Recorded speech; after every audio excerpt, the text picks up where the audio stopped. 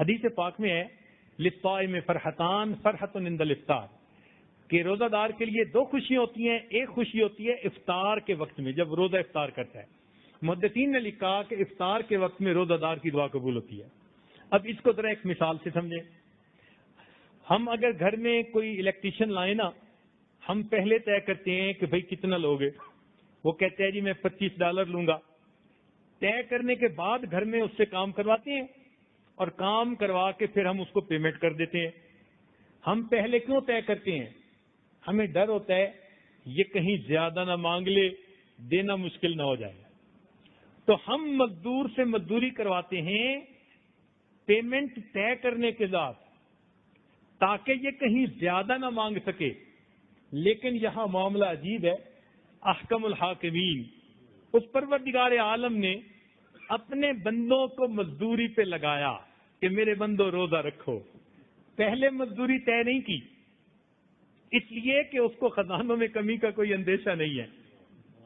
اتنا کہہ دیا کہ میرے بندو تم تو پہلے طے کر کے مزدور سے مزدوری کرواتے ہو، لیکن میں تمہیں یہ روزہ رکھنے کا جو حکم دے رہا ہوں، اب اس روزہ کے مکمل ہونے کے وقت میں تم جو دعا مانگو گے میں قبول کروں گا. کیا مطلب؟ کہ جتنی مزدوری تم کہو گے میں تمہاری مرضی کے مطابق تمہیں مزدوری عطا کر دوں گا. اب یہاں ایک نقطہ ذہن میں رکھیے کہ شریعت ہمیں حکم دیتی ہے کہ مزدور کا پسینہ خشک ہونے سے پہلے اس کو مزدوری دے دیں. تو جب ہم کمزوروں کو یہ حکم ہے کہ ہم مزدور کا پسینہ خشک ہونے سے پہلے اس کو مزدوری دے دیں، تو جس بندے نے اپنے رب کے لیے سارا دن مزدوری کی، جب اس پروردگار نے دینا ہوگا تو کیا پروردگار اس کو اجر دینے میں کبھی دیر فرمائیں گے؟ کبھی نہیں فرمائیں گے. لہذا محدثین نے لکھا کہ روزہ دار کی افطار کے وقت میں اللہ تعالیٰ دعائیں قبول فرما لیتے ہیں.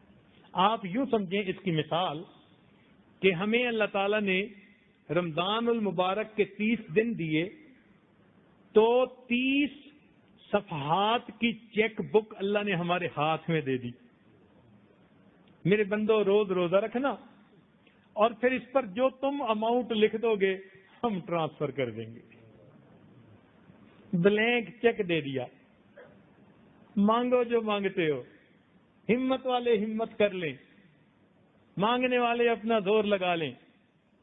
اس لیے حدیث پاک میں آتا ہے میرے بندو تم مانگتے ہوئے تھک جاتے ہو، میں پروردگار دیتے ہوئے نہیں تھکا کرتا.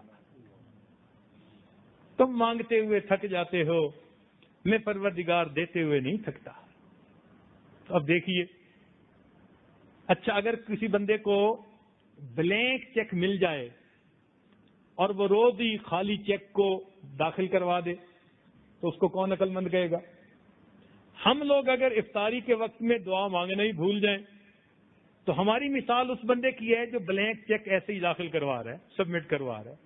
تو کون اس کو عقل مند کہے گا؟